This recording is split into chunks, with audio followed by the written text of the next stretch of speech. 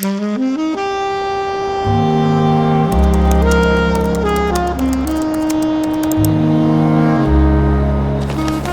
if you're new here, my name is Becca. I'm a writer. I'm currently working on my upmarket fiction novel going under the title Glass Paradise. It is a 90s East Coast autumn inspired ghost story, and if you're not new, hi. So good to see you again. Welcome to the second episode of NaNoWriMo. It's Wednesday. I did say that I wasn't going to be doing any of my November writing challenges, like my challenge criteria, today and tomorrow. Technically, these are supposed to be my off days. However, the spirit of creativity compels me. I feel like talking to a camera. I feel like I look pretty. I feel like writing. I don't want to lose the momentum. I have been thinking about my story non-stop. There are just so many neurons firing in my brain in regards to this story. So I'm going to at least write on my lunch break. I am going into the office today. I'm literally dressed and ready to go. I can't see it, but I was gonna do a bump date. Bump. One of the things that I thought about doing was maybe being flexible with my days off. So on the days where I do feel like writing, even if it's Wednesday and Thursday, like for example, I work from home on Thursday, so I have flexibility to write and vlog and do all of that. The base, the absolute minimum is I take 2 days off, and the absolute minimum of videos to post is 2 a week. If I have extra, hell yeah. I've actually been in such a great mood since I entered the second trimester, and I feel like a human being again. As I like to say, I'm trying to ride that wave. I texted my coworker Lucia to see if she wanted to write with me at lunch. I think what I might actually end up doing is, instead of like writing and revising, chapter 9 needs a full rewrite. Right now it's kind of in like Peter's third person perspective, and it needs to be in Laurel's. So I need to kind of restructure the chapter and plan out the scenes, choreograph the conversations. I will say that's one thing about this book that I am kind of nervous about, is there's a lot of, I don't want to say there's a lot of talking, there is a lot of talking, but I want to make sure that I'm being dynamic with how, like, what are they doing during the conversation? They're not just sitting and talking.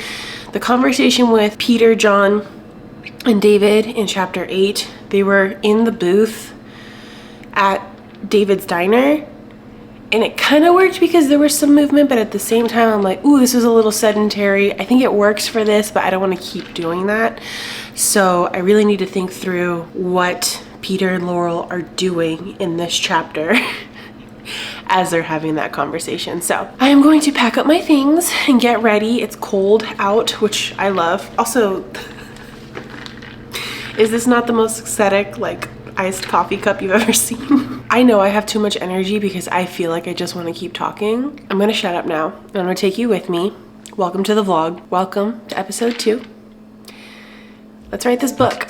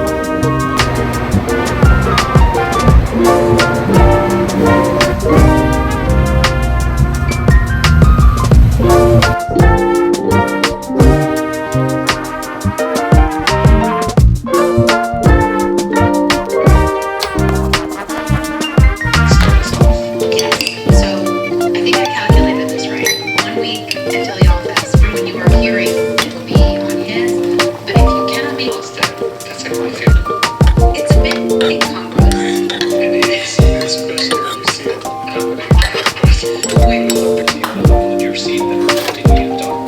There. We actually have several different special editions creatively, but I also have boxes that I can check.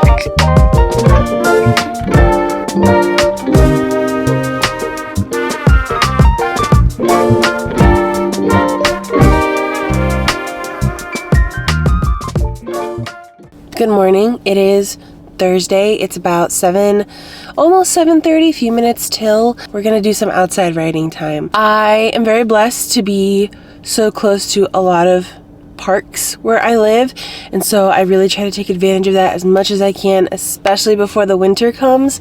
So I'm gonna try and do an outside writing session here. Emily and I were here over the weekend, and it did get pretty cold. It was quite windy, so I did bring a jacket this time just in case. If I can make it at least an hour out here, I'll be happy, but I'm close to a couple coffee shops and a library that I can duck into if needed. So I didn't really get a chance to update you guys while I was at work because I was working, but I did take about 30 minutes of my lunch hour to take a look at my chapter 9, take a look at the outline that I had prepared way back when I started planning the revisions for draft 3, and I am still pretty much on track. It's just that I don't know how to explain this. The sequence of events that I had outlined are happening as I had outlined them, but some of the character interactions are different than I anticipated, not in a bad way, I think in a much better way. And in this chapter, it really is the moment where she and the reader realize, and Peter also to a certain extent.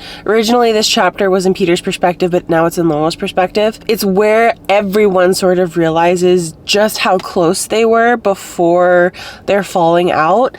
And by the time you finish it, you're supposed to feel like, what the hell happened? Like, why on earth, like, if Laurel cared about Peter that much, if things are going well, if they shared this moment, like, why did she abandon him? Like, why did she reject him, basically? Which fuels us into the midpoint, which is where everything sort of starts to kind of tumble out. I just realized I have to rewrite that entire chapter.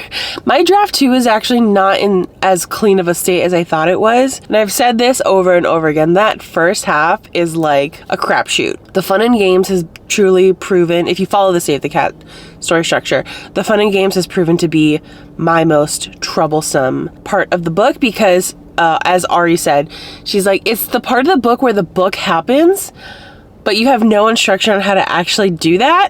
I'm gonna stop yapping. I'm going to brave the cold. It's 50 degrees outside, which isn't that bad. My goal is to write for the hour and a half before I have to start work. I did bring my work laptop with me, so if I wanna bounce around and just kind of be outside of the house for a couple hours, I can. Let's get some words in.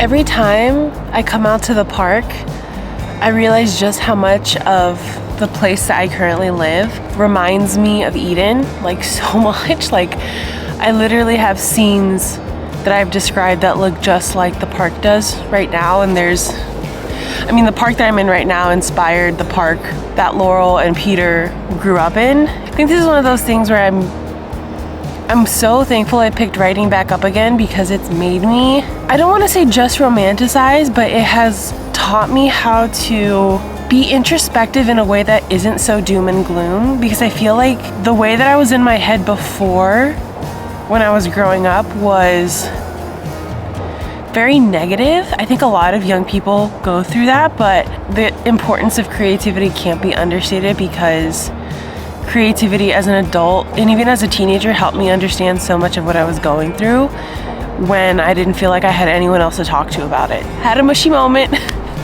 wanted to document it.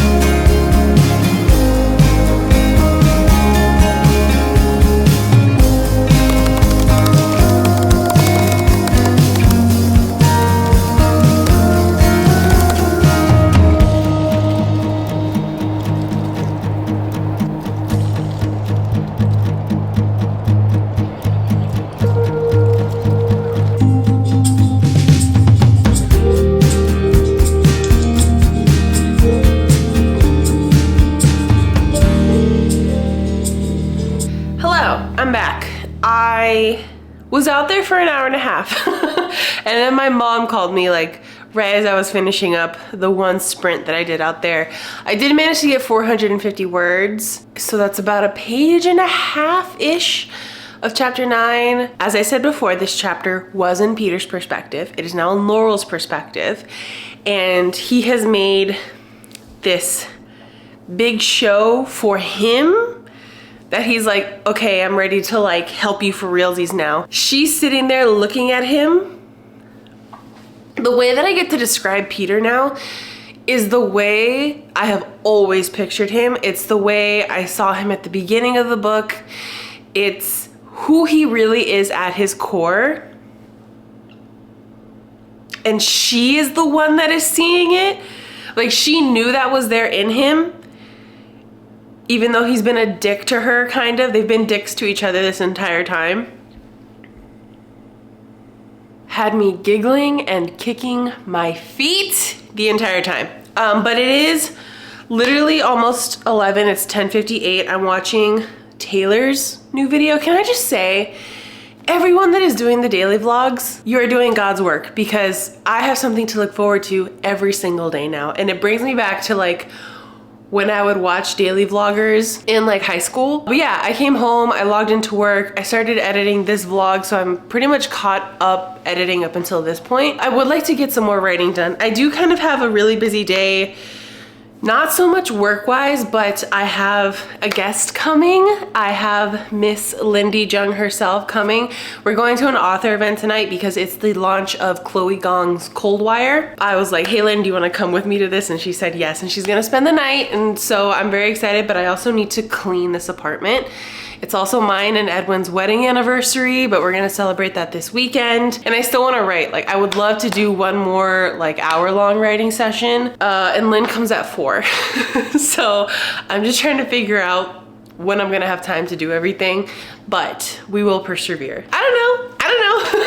I'm having a great time. I feel like excited with writing again. I feel like my entire demeanor has also changed on camera, because like, even I noticed like in my last couple of videos, I feel like near the end of summer and probably before I took a little bit of a break, I was just kind of like down in the dumps about a lot of stuff. I was telling Edwin that like, I think a lot about the way my emotions right now impact not just me, but like the baby, and the kind of mom I want to be, and the kind of person I want to be. And I'm just trying to have a lot more of a positive outlook on things. And like, for so long, like most of my life, I've just gone, my instant reaction is like no, or like to be upset, or like to feel attacked or defensive, or feel dumb if I don't know something. I'm really trying to just not indulge in that all of the time. I don't want to be like toxic positivity, but I feel like getting back into making videos and just having fun with it, as opposed to worrying about performance and engagement and stuff like that, has like allowed me to have fun with it again. Anyway, I'm rambling. I'm also hungry. I gotta figure out lunch at some point. If I manage to get another writing session in before Lynn arrives, I'll take you guys with me for that and do a little debrief. But busy day, good start. I'm not gonna worry about my morning pages or reading right now because today is technically an off day. So thanks for indulging me.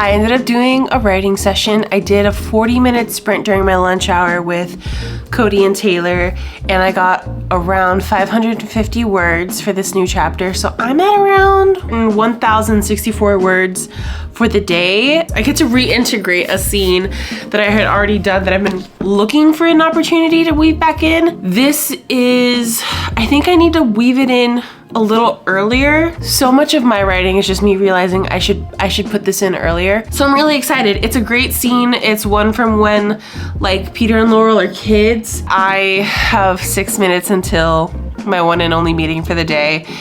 And I did manage to clean the dishes in the kitchen for when Lynn is here. I need to clean the bathroom, just like wipe everything down. I am somehow managing and finding time to do it all.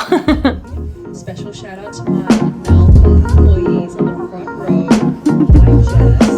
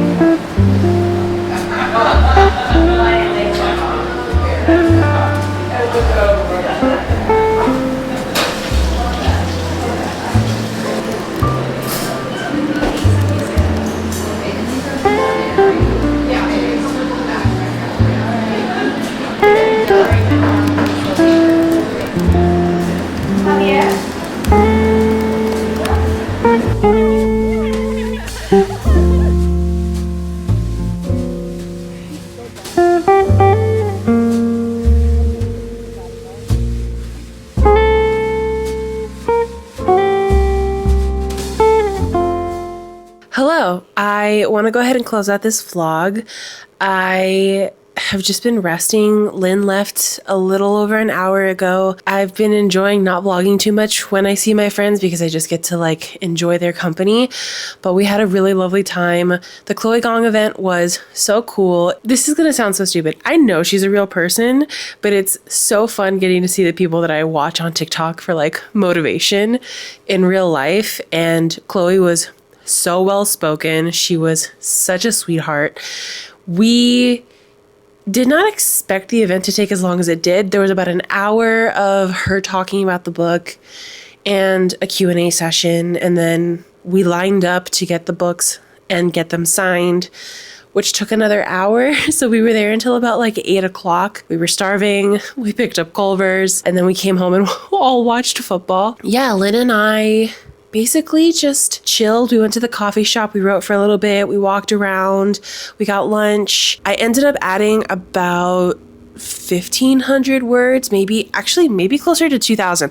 I'll put the actual word count up on the screen here. Transferred that scene into my chapter 9, rewrote it from Laurel's perspective and added some more introspection. Is it perfect? No, but I think it's adding some flavor that wasn't exactly there before.